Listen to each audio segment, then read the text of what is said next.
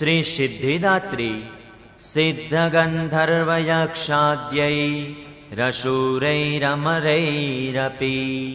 સેવ્યમાના સદા ભૂયાત સિદ્ધિદા સિદ્ધિદાયિની।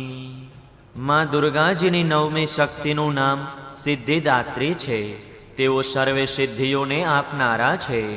માર્કંડેય પુરાણ મુજબ અણિમા, મહિમા, ગરિમા, લઘિમા, પ્રાપ્તિ, પ્રાકામ્ય, ઈશિત્વ અને વશિત્વ આ 8 સિદ્ધિઓ હોય છે। બ્રહ્મવૈવર્ત પુરાણના શ્રી કૃષ્ણ જન્મખંડમાં આ સંખ્યા 18ની દર્શાવવામાં આવી છે।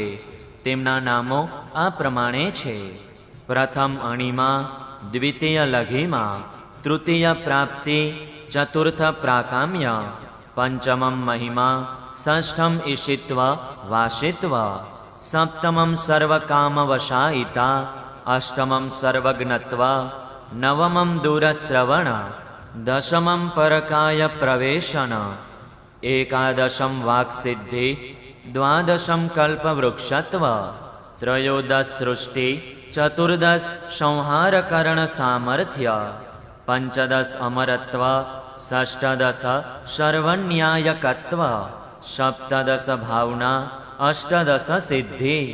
માં સિદ્ધિદાત્રી ભક્તો અને સાધકોને આ સર્વે સિદ્ધિઓ પ્રદાન કરવા સમર્થ છે। દેવી પુરાણ મુજબ ભગવાન શિવે તેમની કૃપાથી જ આ સિદ્ધિઓ પ્રાપ્ત કરી હતી। તેમની અનુકંપાથી જ ભગવાન શિવનું અડધું શરીર દેવીનું બન્યું હતું। આ જ કારણે તેઓ આ લોકમાં અર્ધનારીશ્વર નામે પ્રસિદ્ધ થયા। માં સિદ્ધિદાત્રી 4 ભુજાઓ વાળા છે। તેમનું વાહન સિંહ છે। તેઓ કમળ પર બિરાજમાન થયા છે। એમના જમણી બાજુના નીચેના હાથમાં ચક્ર, ઉપરવાળા હાથમાં ગદા, તેમની ડાબી બાજુના નીચેના હાથમાં શંખ અને ઉપરવાળા હાથમાં કમળ શોભાયમાન છે। નવરાત્રિ પૂજનના 9મા દિવસે તેમની ઉપાસના કરવામાં આવે છે।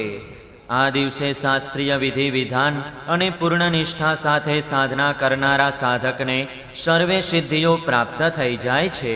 સૃષ્ટિમાં કંઈ પણ તેના માટે અગમ્ય રહેતું નથી। બ્રહ્માંડ પર પૂર્ણ વિજય પ્રાપ્ત કરવાનું સામર્થ્ય તેનામાં આવી જાય છે। પ્રત્યેક મનુષ્યનું એ કર્તવ્ય છે કે તેમાં સિદ્ધિદાત્રીની કૃપા પ્રાપ્ત કરવાનો પ્રયાસ નિરંતર કરે, તેમની આરાધના કરવા આગળ વધે। તેમની કૃપાથી અનંત દુઃખરૂપ સંસારમાં નિર્લિપ્ત રહીને સમસ્ત સુખોનો ભોગ કરતા કરતા તે મોક્ષ પ્રાપ્ત કરી શકે છે। નવદુર્ગાઓમાં માં સિદ્ધિદાત્રી છેલ્લા છે। અન્ય 8 દુર્ગાઓની પૂજા ઉપાસના શાસ્ત્રીય વિધિ વિધાન અનુસાર કરતા કરતા ભક્ત દુર્ગા પૂજનના 9મા દિવસે એમની ઉપાસનામાં પ્રવૃત્ત થાય છે। આ સિદ્ધિદાત્રી માતાજીની ઉપાસના પૂર્ણ કરી લીધા બાદ ભક્તો અને સાધકોની લૌકિક પારલૌકિક સર્વ પ્રકારની કામનાઓની પૂર્તિ થઈ જાય છે। પરંતુ સિદ્ધિદાત્રી માના કૃપાપાત્ર ભક્તના હૃદયમાં એવી કોઈ કામના શેષ રહેતી જ નથી જેને તે પૂર્ણ કરવા માગે। તેની બધી સાંસારિક ઈચ્છાઓ, આવશ્યકતાઓ અને સ્પૃહાઓથી ઉપર ઉઠીને માનસિક રૂપેમાં ભગવતીના દિવ્ય લોકમાં વિચરણ કરતા અને તેમના કૃપારસ પિયુષનું નિરંતર પાન કરતા કરતા વિષય ભોગ શૂન્ય થઈ જાય છે। માં ભગવતીનું પરમ સાનિધ્ય જ તેનું સર્વસ્વ બની જાય છે।